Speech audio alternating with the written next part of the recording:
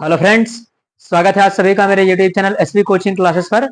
और जैसा कि मैंने आपको फिजिक्स में इसके जो पहले का हमारा टॉपिक था प्रकाश का अपवर्तन, है ना, उसकी डिफिनेशन, उसके दोनों नियम, और वहां पर मैंने इसके डायग्राम को भी आपको बता दिया था। उसके बारे में भी मैंने पूरा एक्सप्लेनेशन आपको दे दिया था। तो उसी के जस्ट बाद आज का हमारा जो टॉपिक रहेगा वो है अपवर्तनांक।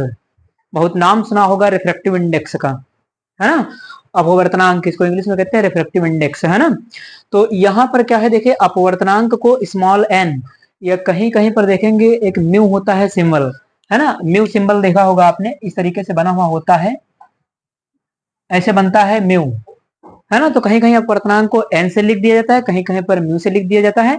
तो उसकी टेंशन नहीं लीजिएगा, है ना, चाहे म्यू लिखा हो चाहे एन लिखा हो, जिससे जो आप बना सके आसानी से। मैं म्यू को थोड़ा सा मुश्किल से बना पाता हूं, इसलिए मैंने स्मॉल एन का यूज कर लिया है।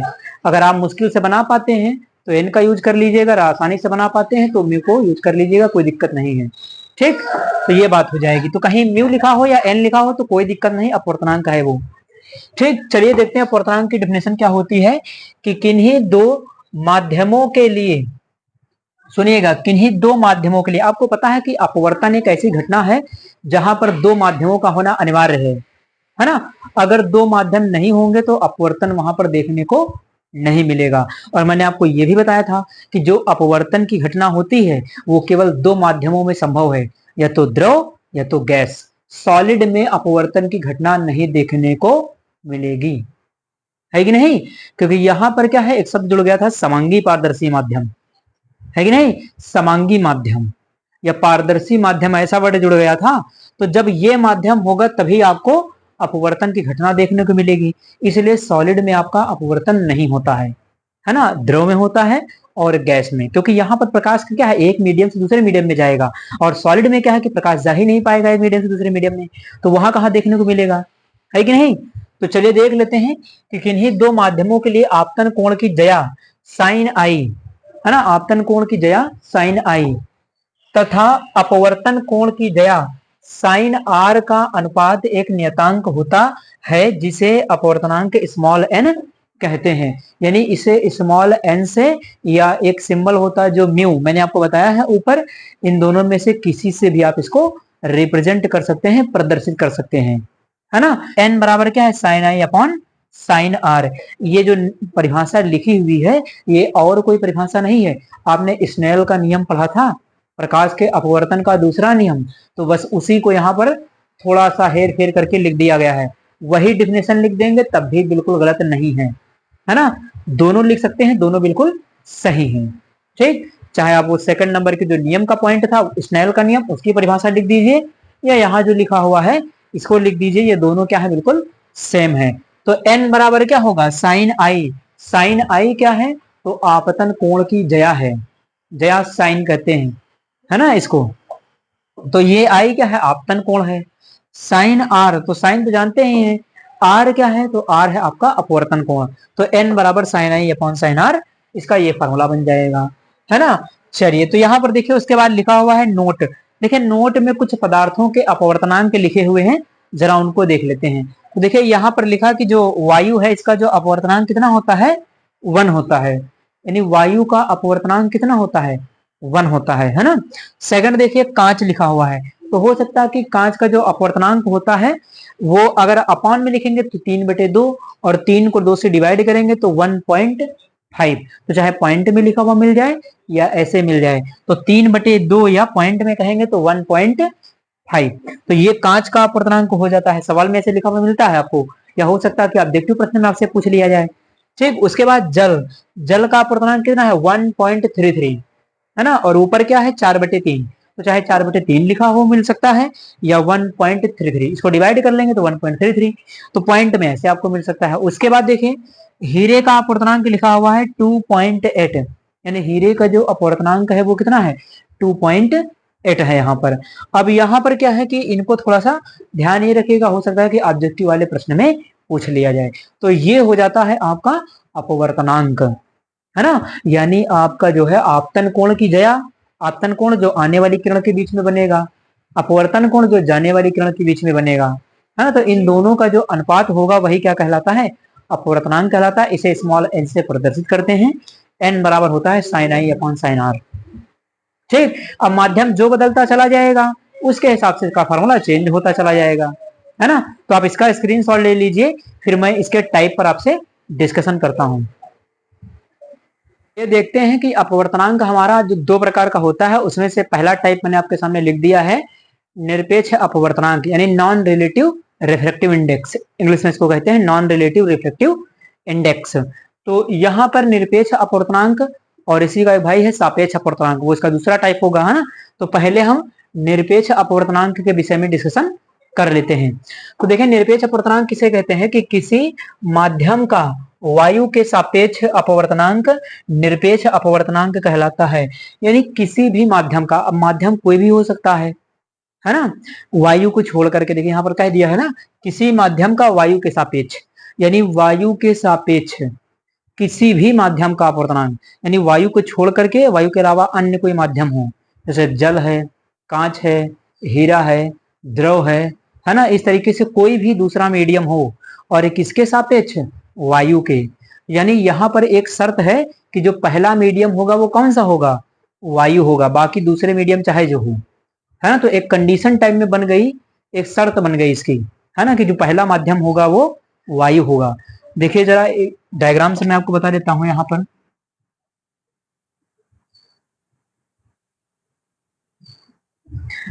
है ना। तो पहला मीडियम क्या होना चाहिए, इसके लिए वायु होना चाहिए। तो पहला मीडियम है ये वायु। ये प्रकाश किरण गई, ये तो अभिलंब है, आपको पता ही है। ये प्रकाश किरण गई और जानने के बाद क्या होगा, या तो अभिलंब की ओर झुक जाएगी या फिर उससे दूर हट जाएगी। तो कोई भी कंडीशन ले सकते हैं यहाँ से कि मान लिया अभिलंब से दूर हटने की ही कंडीशन मैंने ले लिया, है ना।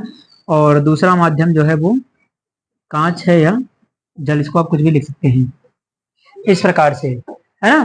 तो यहाँ पर क्या है कि जो पहला माध्यम है वो वायु है और जो दूसरा माध्यम है वो कांच है। तो निरपेक्ष अपवर्तनांक के लिए शर्त है, कंडीशन है ना, कि जो पहला मीडियम होगा वो क्या होगा, हमेशा वायु होगा, है ना। पहला मीडियम कोई दूसरा नहीं हो सकता, है ना। ये निरपेक्ष अपवर्तनांक की शर्त है। तो पहला माध्यम वायु होगा, दूसरा कांच हो सकता है ना, या हो सकता है कि द्रव हो सकता है, या फिर जल हो सकता है, या फिर हीरा हो सकता है ना। इस तरीके से दूसरा माध्यम कोई भी हो, लेकिन शर्त है कि पहला माध्यम कौन सा होना चाहिए, वायु। तो वायु के सापेक्ष किसी भी माध्यम का अपवर्तनांक उसका निरपेक्ष अपवर्तनांक कहलाता है कि नहीं।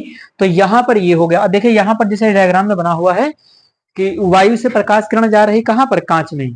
ऊपर मैंने लिख दिया है, मान लिया इस टाइम मीडियम पहले मेरा कौन सा है, तो कांच है। कांच को इंग्लिश में क्या कहते हैं, ग्लास, और वायु को एयर, है ना। तो चलिए यहाँ पर मैं एग्जांपल में आपको लिख करके बता देता हूं। जैसे कहा गया कि वायु के सापेक्ष कांच का अपवर्तनांक, कांच का अपवर्तनांक, एक शब्द आपसे कहा गया कि वायु के सापेक्ष कांच का अपवर्तनांक। अब इसको आपको रिप्रेजेंट करना है अक्षरों के रूप में, तो कैसे लिखेंगे इसको, तो वायु के सापेक्ष, देखिए किसके सापेक्ष कहा, वायु के सापेक्ष। तो सबसे पहले आप अपवर्तनांक का सिंबल बनाइए। ये अपवर्तनांक का सिंबल हो गया स्मॉल एन, ठीक। जिसके सापेक्ष कहेगा उसको एन से पहले लिखना है, और जिसका अपवर्तनांक कहेगा उसको एन के बाद में लिखना है। तो किसके सापेक्ष कर रहा था, वायु।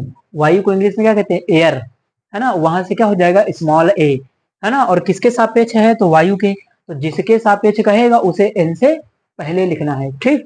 तो इसे एन से पहले लिख दिया, तो ए यहां हो गया।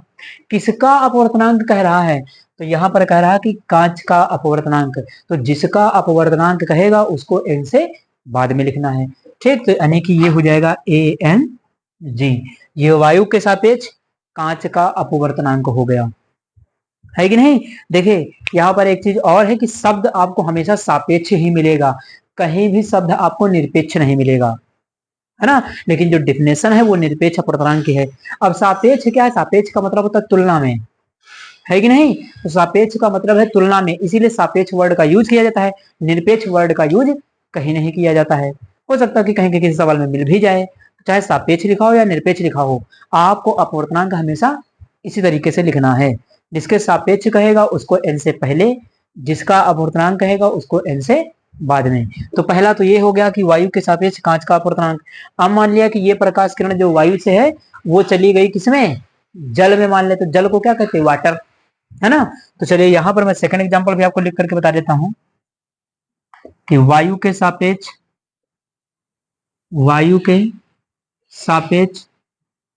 जल का अपवर्तनांक,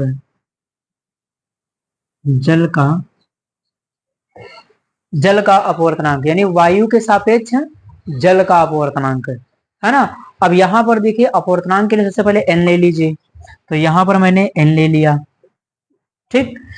किसके सापेक्ष कह रहा, तो वायु के। तो वायु एयर कहते हैं इंग्लिश में, स्मॉल ए ले लीजिए। तो उसको एन से पहले, जिसके सापेक्ष कहेगा उसको एन से पहले। तो यहां पर एन से पहले मैंने ए लिख लिया। किसका अपवर्तनांक कह रहा था, तो जल का। जल को इंग्लिश में क्या कहते हैं, वाटर। तो इसके लिए वाटर के लिए क्या, स्मॉल डब्ल्यू ले लिया जाएगा, ठीक। तो ये कहां पर लिखा जाएगा, ये यहां पर लिखा जाएगा। तो वायु के सापेक्ष जल का अपवर्तनांक ए एन डब्ल्यू हो गया, है ना। देखिए शब्द सापेक्ष यूज किया जाता है, लेकिन कहेंगे इसको हम क्या, परिभाषा जो आपकी है वो निरपेक्ष अपवर्तनांक के हिसाब से लगा दी गई, है ना। तो ये हो जाता है आपका निरपेक्ष अपवर्तनांक। आप इसका स्क्रीनशॉट ले लीजिए, फिर मैं डिस्कशन करता हूं आपसे सापेक्ष अपवर्तनांक का। चलिए देख लेते हैं आगे जो हमारा टॉपिक है वो है निरपेक्ष अपवर्तनांक। निरपेक्ष अपवर्तनांक हो चुका, तो यहाँ पर क्या है कि सापेक्ष अपवर्तनांक है, यानी रिलेटिव रिफ्रैक्टिव इंडेक्स है। तो इसमें क्या होगा, देखिए यहाँ पर लिखा हुआ कि दो माध्यमों के निरपेक्ष अपवर्तनांकों का अनुपात सापेक्ष अपवर्तनांक कहलाता है। यानी दो माध्यमों का निरपेक्ष जो अपवर्तनांक होता है उनका जो अनुपात है वो क्या कहलाता है, वो कहलाता है सापेक्ष अपवर्तनांक, यानी रिलेटिव रिफ्रैक्टिव इंडेक्स, है ना। अब इसको देखिए यहाँ पर ये समझना है कि हमें निरपेक्ष अपवर्तनांक तो आपको मैंने बता दिया है। अब यहाँ पर एक डायग्राम जो आपके सामने बना हुआ है, इसीलिए मैंने इसको इरेज नहीं किया है ना। इसमें क्या करना होगा कि इसमें हमें दोनों के लिए पहले निरपेक्ष अपवर्तनांक लिखना है, फिर निरपेक्ष अपवर्तनांक का अनुपात दिखाना है, और वो अनुपात क्या होता है, सापेक्ष अपवर्तनांक होता है। तो चलिए सबसे पहले लिख लेते हैं। जैसे यहाँ पर देखिए लिखा वायु, और पहला माध्यम यहाँ पर क्या है, कांच, यानी पहला मीडियम यहाँ पर वायु है और सेकंड माध्यम क्या है, कांच है। तो आपसे कहा गया कि वायु के सापेक्ष कांच का अपवर्तनांक। तो वायु के सापेक्ष कांच का अपवर्तनांक, तो वायु के सापेक्ष मैंने बताया आपको कि जब कभी भी पहला माध्यम वायु होगा, है ना, उसके सापेक्ष किसी भी माध्यम का अपवर्तनांक कहा जाएगा। तो वो परिभाषा किसकी है, निरपेक्ष अपवर्तनांक की, है कि नहीं। तो यहां पर क्या होगा कि वायु है और ये कांच है। तो अब आपसे कहा गया कि वायु के सापेक्ष कांच का अपवर्तनांक लिखिए। तो वायु के सापेक्ष कांच का अपवर्तनांक, तो सबसे पहले यहां पर क्या करेंगे, एन लिख लेंगे। एन क्या है, एन है अपवर्तनांक का सिंबल, ठीक। यहां पर किसके सापेक्ष लिखना है, तो वायु के सापेक्ष। जिसके सापेक्ष लिखना है उसको एन से पहले लिखते हैं। तो यहां पर क्या हो जाएगा, ए हो जाएगा। जिसका अपवर्तनांक लिखना है उसको एन से बाद में लिखते हैं। तो किसका लिखना है, कांच का अपवर्तनांक, तो इसको एन के बाद में लिखेंगे। तो ये बन जाएगा ए एन जी, वायु के सापेक्ष कांच का अपवर्तनांक हो गया, ठीक। तो एक तो ये हो गया, पहला एग्जांपल ले लिया। दूसरा हमें मीडियम चेंज कर देते हैं। तो कांच की जगह मैंने चेंज कर दिया, इस बार मैंने यहां पर लिख दिया वाटर यानी जल। अब पहला माध्यम क्या है, वायु है, दूसरा माध्यम क्या है, जल है। तो आपसे कहा गया कि वायु के सापेक्ष जल का अपवर्तनांक लिखिए। तो चलिए इसको लिख देते हैं, एन लिखा। एन क्या है, अपवर्तनांक है ना। और क्या करना है, किसके सापेक्ष लिखना, तो वायु के लिए एयर, एयर स्मॉल ए ले लेंगे यहां से, है ना। तो यहां हो जाएगा स्मॉल ए। जिसके सापेक्ष कहेगा उसको एन से पहले लिखना है, जिसका अपवर्तनांक कहेगा उसको एन के बाद में लिखना होता है, ये ध्यान रखिएगा। तो यहाँ पर वायु के सापेक्ष कह रहा था, तो वायु को कहते हैं एयर, इसीलिए यहाँ पर स्मॉल ए लिख दिया है। और वो भी कहाँ लिखा जाएगा, एन से पहले। उसके बाद किस कौन है यहाँ पर, जल। जल को कहते हैं वाटर, वहां से क्या ले लेंगे, स्मॉल डब्ल्यू, है ना। तो जल का अपवर्तनांक अगर आपको लिखना है तो डब्ल्यू कहाँ लिखेंगे, एन के बाद में। तो यहाँ पर क्या हो जाएगा, ए एन डब्ल्यू। ये दोनों माध्यमों के लिए मैंने अपवर्तनांक आपको लिख करके बता दिया। अब क्या कहता है, डिफिनेशन देखिए इसकी, अपवर्तन, ये सापेक्ष अपवर्तनांक की, सापेक्ष अपवर्तनांक की डिफिनेशन को गौर से पढ़िए। करा कि दो माध्यमों के निरपेक्ष अपवर्तनांकों, तो ये क्या लिखा है, ये निरपेक्ष अपवर्तनांक ये तो है दोनों। देखिए ये भी वायु के सापेक्ष, ये भी वायु के सापेक्ष, और वायु के सापेक्ष किसी भी माध्यम का अपवर्तनांक निरपेक्ष अपवर्तनांक कहलाता है। ऊपर डेफिनेशन लिखी हुई है कि पहला माध्यम वायु हो, दूसरा कोई भी माध्यम हो, तो वो जो अपवर्तनांक आप लिखेंगे वो हमेशा कौन सा अपवर्तनांक होगा? निरपेक्ष अपवर्तनांक होगा, है कि नहीं? तो यहां पर क्या है, ये दोनों निरपेक्ष अपवर्तनांक हैं। अब इन दोनों का अनुपात कह रहा, अनुपात का मतलब है बटे के रूप में लिख दीजिए, अपॉन के रूप में लिख दीजिए, है कि नहीं? तो चलिए यहां पर मैं लिख लेता हूं, जैसे मैंने यहां पर लिख लिया। पहला हमारा कौन सा है? ये है कि वायु से जो किरण है वो कहां गई? कांच में, यानी वायु के सापेक्ष कांच का अपवर्तनांक। तो देखिए लिख दिया मैंने ए एन जी, इन दोनों का अनुपात लिखना है आपको, ठीक? तो पहला मैंने ये लिख लिया। अब अनुपात का मतलब क्या है? ये बटे की लाइन है ना, अपॉन की लाइन, तो ये यहां पर हो जाएगा। उसके बाद देखिए एक तो ये हो गया, दूसरा कौन सा था? ये था, ये भी तो निरपेक्ष अपवर्तनांक है, तो दोनों निरपेक्ष अपवर्तनांक को बटे में लिख दीजिए, वही क्या हो जाएगा? वही जो अनुपात बनेगा वो कहलाएगा सापेक्ष अपवर्तनांक। तो ये क्या है? ये निरपेक्ष अपवर्तनांक है। नीचे ए एन डब्ल्यू, ये क्या है? तो ये भी निरपेक्ष अपवर्तनांक है। तो दोनों क्या है? दोनों निरपेक्ष अपवर्तनांक हैं, और ये दोनों निरपेक्ष अपवर्तनांक का क्या हो गया? अनुपात। इस तरीके से बटे के रूप में लिख दीजिए, तो वो क्या हो जाएगा? अनुपात कहलाता है। अब कह रहा है कि इसका जो अनुपात है वो क्या कहलाता है? सापेक्ष अपवर्तनांक कहलाता है, ठीक? तो यहां पर एक चीज अब अगर आपको ध्यान करना है, अब आपको यहां से लिखना है कि सापेक्ष अपवर्तनांक कैसे लिखा जाएगा। तो जब यहां पर लिखा जाएगा, अगर यहां से हमें इस तरीके से इधर बनाना हो तो क्या करेंगे? तो यहां पर जो नीचे होता है, यहां पर ये जैसे यहां पर स्मॉल w लिखा हुआ है, इसको n से पहले लिखेंगे, और जो ऊपर लिखा हुआ है इसको n के बाद में लिखेंगे, है कि नहीं? तो यहां पर क्या हो जाएगा? मैंने लिख लिया n, n तो समझ में आया होगा, अपवर्तनांक है। अब इस बटे में जो नीचे लिखा हुआ है, नीचे किसका है? जल का है, वाटर का है। तो ये w कहां जाएगा? w जाएगा n के आगे। जो संख्या अपॉन में नीचे होगी, यानी यहां पर बटे में जो होगा, है ना, वो बटे वाला n के आगे जाएगा और ऊपर वाला n के पीछे जाएगा, ठीक? तो यहां पर w क्या हो जाएगा? w यहां पर आ जाएगा, ठीक? उसके बाद g कहां जाएगा? g जाएगा n के पीछे, यानी ये फार्मूला बन गया आपका, ये लिख गया आपका क्या है ना, WNG, यानी जल के सापेक्ष कांच का अपवर्तनांक क्या होगा? अगर कहीं निकालना हो तो कैसे बनाएंगे? ANG। जो G वाली वैल्यू, जो पीछे वाली वैल्यू है वो ऊपर चली जाएगी, जो आगे की वैल्यू है वो नीचे चली जाएगी। ये क्या है? ये इससे ये साबित हो रहा है कि किसी भी जो माध्यम का अपवर्तनांक है, जो सापेक्ष अपवर्तनांक है, वो क्या होता है कि दूसरे माध्यम के उल्टा होता है, अपोजिट होता है कि नहीं? इसे यही देखने से पता चल रहा। देखिए ये है W, ये है G, है कि नहीं? तो W यहां है, W कहां चला गया? नीचे की ओर, यानी ये क्या है? इसका उल्टा लिखा हुआ है ना? तो अपवर्तनांक क्या होता है? एक माध्यम का अपवर्तनांक दूसरे माध्यम का उल्टा होता है, अपोजिट होता है। इसका डेरिवेशन कैसे होगा? तो इसका डेरिवेशन मैं नेक्स्ट वीडियो में आपको करवाऊंगा वहां पर, ठीक? तो ये हो गया। अभी मान लिया कि आपने ये अपवर्तनांक, अब ये सापेक्ष अपवर्तनांक का बन गया फार्मूला। एक और मैं आपको बता देता हूं, जैसे अब ये रेशियो यहां पर लिखा है, ये दोनों क्या है? ये दोनों निरपेक्ष अपवर्तनांक हैं। कैसे पता चला? क्योंकि यहां पर n के पहले क्या लिखा है? a, तो कहीं पर भी n के पहले a लिखा होगा, इसका मतलब उसने आपको क्या दिया है? निरपेक्ष अपवर्तनांक। निरपेक्ष अपवर्तनांक दिया है, लेकिन कहेंगे उसको हमेशा क्या? सापेक्ष अपवर्तनांक, है ना? पढ़ने के लिए सापेक्ष अपवर्तनांक कहा जाएगा, लेकिन जब एग्जैक्ट पूछ ही लेगा कि ये कौन सा अपवर्तनांक है, सापेक्ष की निरपेक्ष, तब हमेशा देखिएगा अगर n के पहले a लिखा हुआ है तो वो निरपेक्ष अपवर्तनांक होगा। क्योंकि निरपेक्ष अपवर्तनांक में शर्त ये है कि जो पहला माध्यम है वो वायु होना चाहिए, यानी वायु के सापेक्ष किसी भी माध्यम का अपवर्तनांक आपका निरपेक्ष अपवर्तनांक होगा। और निरपेक्ष अपवर्तनांकों का जो अनुपात होता है वो सापेक्ष अपवर्तनांक होता है कि नहीं? तो सापेक्ष अपवर्तनांक होगा क्या? निरपेक्ष का उल्टा हो जाता है। सामने फार्मूले से नजर आ रहा है आपको, ठीक? तो एक तो ये बन गया। अब दूसरी कंडीशन देखिए क्या बन सकती है। दूसरी कंडीशन भी मैं आपको बना करके बता देता हूं यहां पर। तो अभी मैंने ANG को ऊपर रखा था, अब मैं क्या करता हूं, इस बार ANW को ऊपर कर देता हूं। चलिए यहां पर कर देते हैं ANW, ये भी क्या है? निरपेक्ष अपवर्तनांक। ANG को कहां कर देता हूं? नीचे, तो ANG ये हुआ। इस बार मैंने चेंज कर दिया, पलट दिया। सब तरीके से आपको लिखना आना चाहिए, किसी भी माध्यम का दिया जाए लिख सके ताकि, है ना? चलिए तो अब इसको मैं हटाता हूं यहां से। अब देखिए ये क्या है? W है ऊपर, G है नीचे, तो जो नीचे वैल्यू है उसको n से पहले लिखना है, ठीक? तो ये हो गया, n लिख लिया, ठीक? यहां पर देखिए जो बटे में है उसको n से पहले लिखना है। तो चलिए g को पहले लिख लेते हैं, है ना। बटे में क्या है, g है कांच, वायु के सापेक्ष कांच का अपूर्णांक कहाँ लिखा जाएगा, n से पहले लिखा जाएगा g। ठीक, उसके बाद जो ऊपर है वो n के बाद में लिखा जाएगा, यानी यहां क्या हो जाएगा, ये w हो जाएगा ये।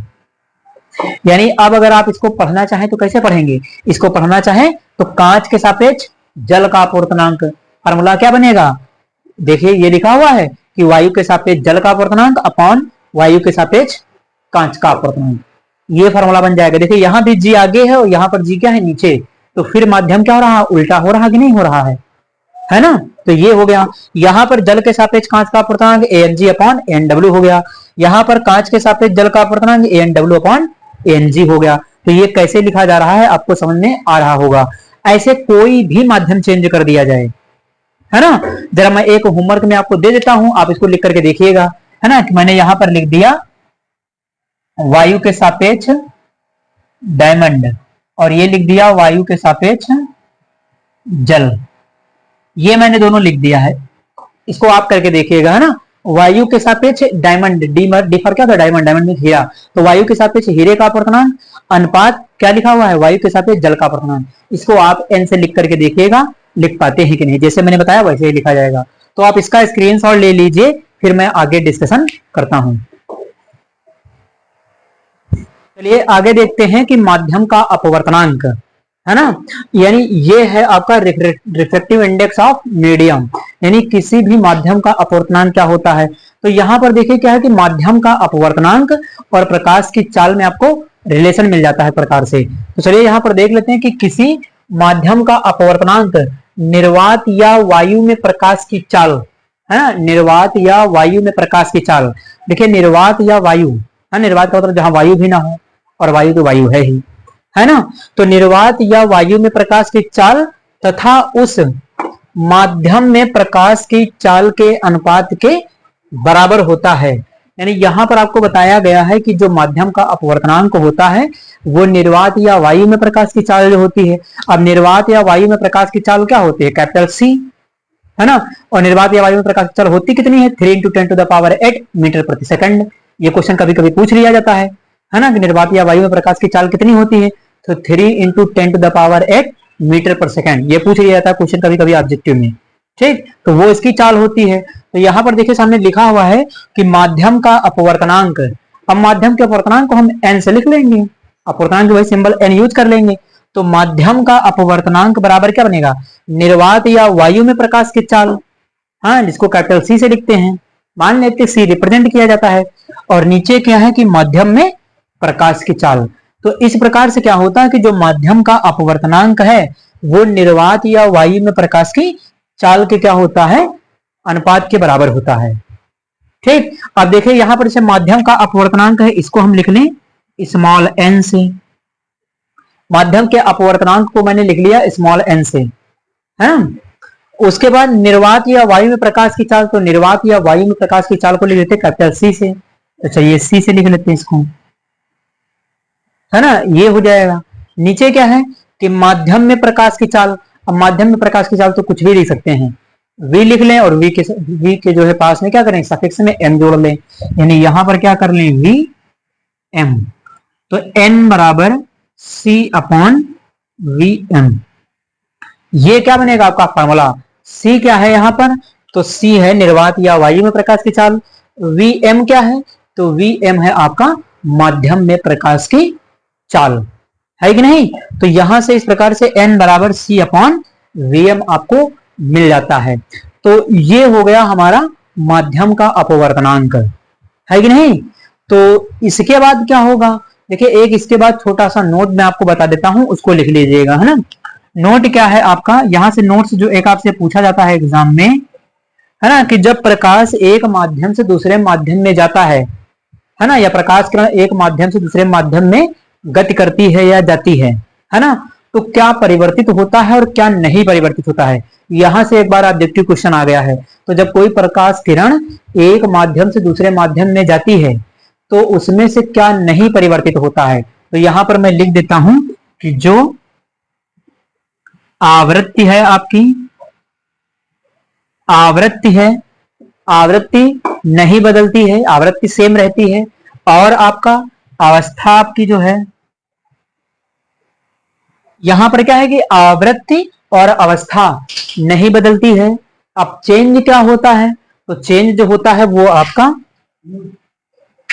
तरंग दैर्ध्य, तरंग दैर्ध्य हुआ वेग, है ना, ये दोनों क्या होते हैं, चेंज हो जाते हैं। यानी आवृत्ति और अवस्था परिवर्तित नहीं होती है ना। चेंज क्या होता है, तो चेंज जो होता है आपकी तरंग दैर्ध्य हुआ वेग जो है, वेग की जगह हो सकता है कि गति लिखा हुआ हो, है ना। तो माध्यम चेंज होने पर गति या वेग बदल जाता है, उसके साथ साथ तरंग दैर्ध्य भी बदल जाती है। क्या बदलता नहीं है, तो आवृत्ति आपकी फ्रीक्वेंसी नहीं बदलती है कि नहीं।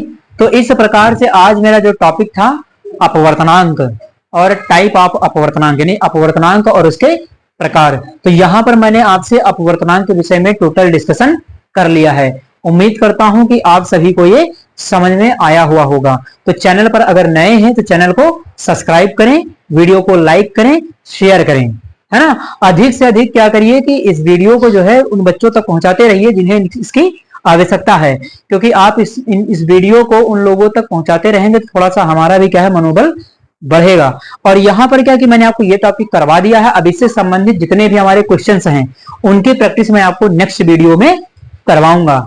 चलिए फिर मिलते हैं अपने नेक्स्ट वीडियो में। Thanks for watching this video.